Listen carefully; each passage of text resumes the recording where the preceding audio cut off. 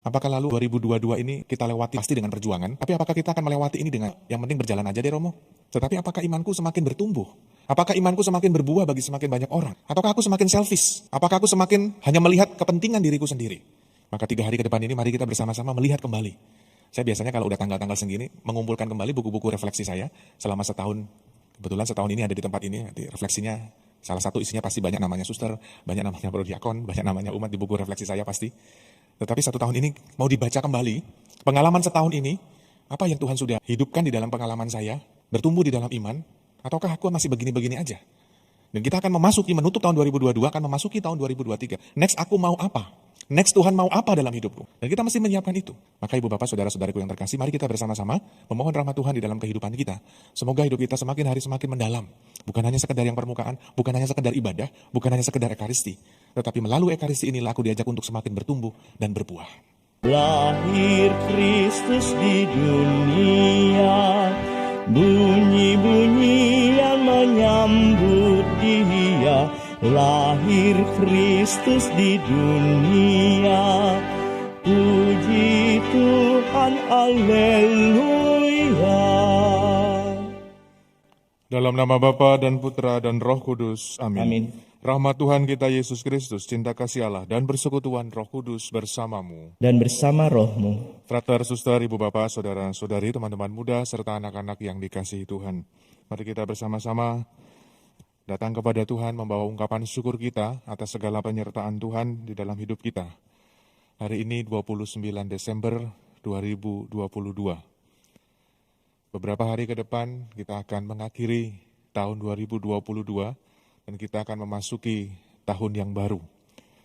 Mari kita sungguh-sungguh ingin mempersiapkan hati dan pikiran kita dan juga iman kita kepada Yesus. Sejauh mana di tahun-tahun yang lalu, khususnya di tahun 2022, kita bersama-sama bertekun di dalam doa, di dalam hidup beriman kita, di dalam keluarga, komunitas, dan pelayanan kita. Dan kita akan terus meningkatkan dan menumbuhkan iman itu dan meneguhkannya bersama-sama di dalam komunitas gereja untuk menjadi pribadi yang lebih baik lagi.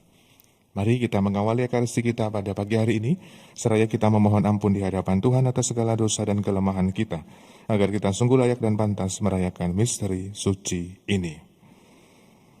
Frater, suster, ibu bapak, saudara-saudariku yang terkasih, saya masih teringat ketika masa pendidikan calon imam di tahun-tahun awal, tahun orientasi rohani, kami ada semacam pelatihan.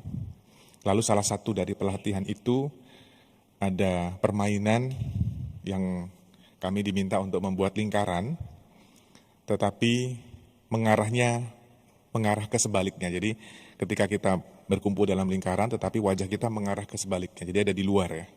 Lalu ditunjuk satu orang bergiliran, yang menunjuk pasti panitianya. Lalu yang ditunjuk ini berada di tengah, lalu dia bersuara. Ketika bersuara, kami diminta untuk menyebutkan siapa namanya. Ada yang tahu, ada yang juga pasti salah menjawab. Begitu juga bergiliran dalam satu putaran masing-masing frater diminta untuk menyebutkan teman fraternya tanpa melihat wajahnya. Jadi kalau suaranya agak meninggi-meninggi itu siapa?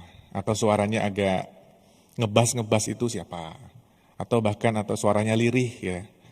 Itu frater siapa, dan seterusnya. Ada yang bisa jawab, ada yang tidak bisa jawab. Lalu dalam perjalanan saya sebagai calon imam, saya mengenal angkatan saya berdelapan kami di tahun orientasi rohani di Klender. Itu juga sama. Ketika kami hidup dalam komunitas, perjalanan hidup komunitas itu bagi saya, itu perjalanan untuk saling mengenal satu dengan yang lain. Mulai dari hal yang sangat lahiriah, sampai hal-hal yang detail ya, terutama karakter, kepribadian, bahkan karena memang hidup bersama ya, dalam komunitas besar di Cempaka Putih pun juga sama. Sampai ketika di kamar gitu, lalu mendengar langkahnya siapa, itu saya tahu. Nah kalau di komunitas ini, saya, Pastor Jack, Romo Wisnu, Frater Benito, bunyinya masuk kamar itu saya tahu, ini antara Pastor Jack dan Frater Benito pasti beda. Ya. Langkahnya aja juga tahu.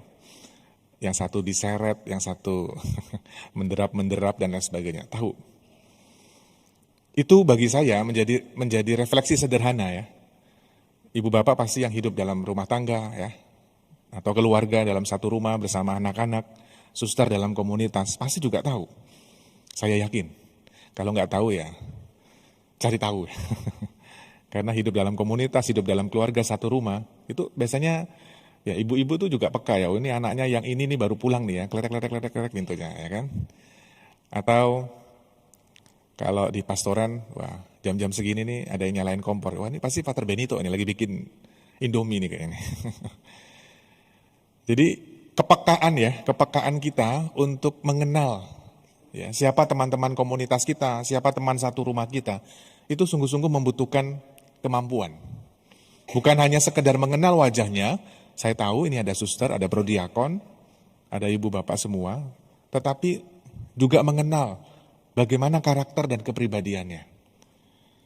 Yang menarik hari ini, di dalam bacaan pertama khususnya, surat Rasul Yohanes mengajak kita dan mengingatkan kepada kita bukan hanya sekedar mengenal Allah, kita bukan hanya sekedar mengenal Yesus yang kita imani, yang sudah menjelma menjadi manusia dalam peristiwa inkarnasi, tetapi sungguh-sungguh kita diajak untuk semakin dalam, semakin peka, apakah ketika aku sudah mendengar bahwa ini kehendak Tuhan, dan next step-nya adalah aku melakukannya atau tidak.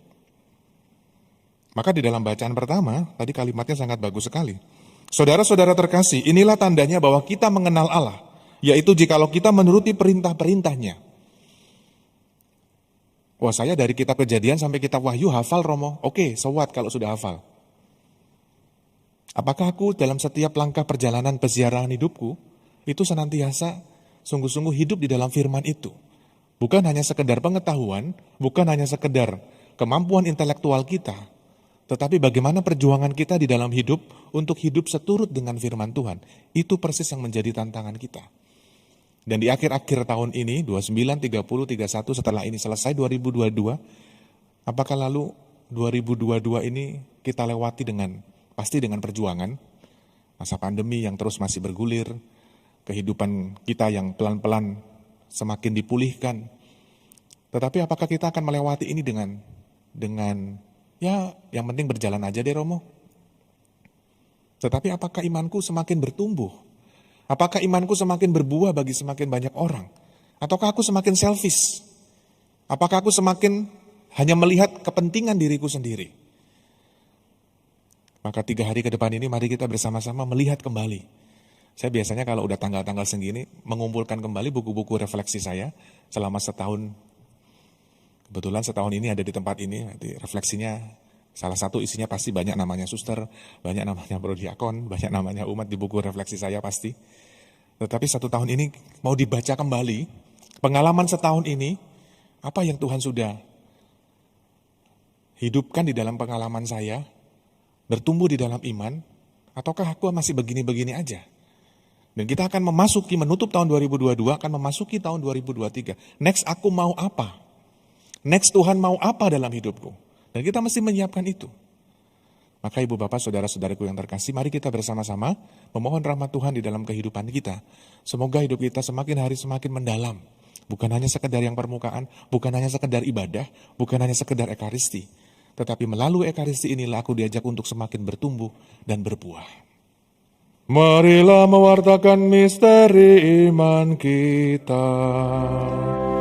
Setiap kali kami makan roti ini dan minum dari piala ini, wafat-Mu Tuhan kami wartakan hingga Engkau datang. Frater, suster, ibu bapak, saudara-saudariku yang terkasih, terima kasih atas kebersamaan kita dalam Ekaristi pagi ini. Terima kasih kepada seluruh petugas liturgi yang sudah membantu, lektris prodiakon, tatip, koster, pastior, tim AV, dan kita semua yang hadir dalam Ekaristi pagi ini. 3 hari lagi, 2022 akan berakhir.